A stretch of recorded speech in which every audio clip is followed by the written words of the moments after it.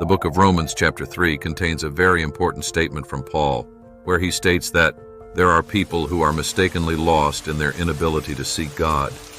To make clear what this means, let me give you an example. I kindly ask you to show your support, like this video, subscribe to our channel, and share this essential message. Every action you take helps spread the gospel, reaching more hearts and strengthening the kingdom of God here on earth. Imagine a woman who has 10 valuable coins, but one day she realizes that she has lost one of them. Now you might think, it's just one coin. She still has 9. What's the big deal? But to that woman, each coin is precious. She lights a lamp, sweeps the whole house, and searches tirelessly until she finds the lost coin. When she finally finds it, she rejoices and shares the good news with her friends and neighbors. This story isn't just about a coin, but about you and me. Sometimes we feel like that lost coin, far from God, aimless, and without hope. But just as that woman didn't give up searching, God doesn't give up on us either. To Him, you are precious, even if you feel distant or insignificant. Now think for a moment about what this search truly means.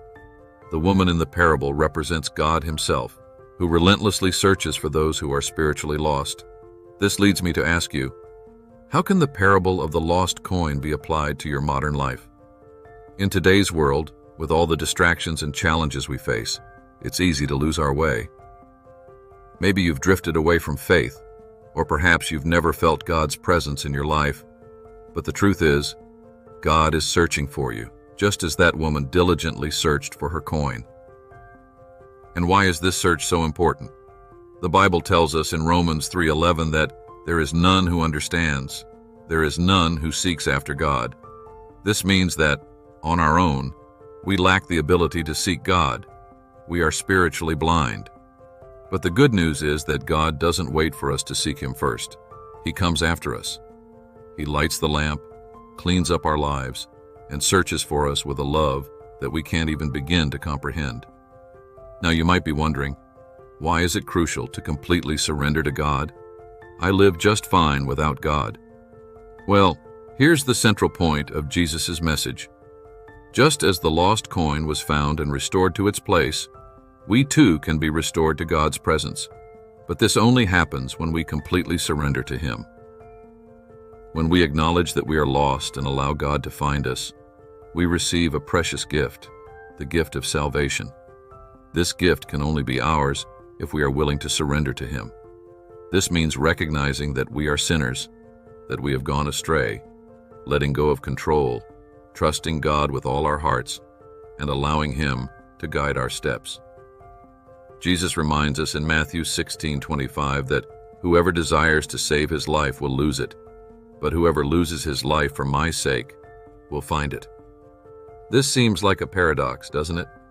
But that is exactly what it means to surrender to God. It is realizing that by giving up everything, we receive infinitely more than we could ever imagine.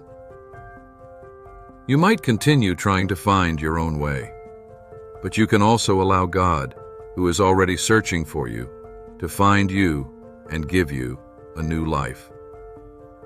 The hope for the ignorant sinner lies in the certainty that God does not give up on you, that He continues to seek you, and that when you completely surrender to Him, you receive the precious gift of salvation and a new life in His presence. This is the hope I want to leave with you today.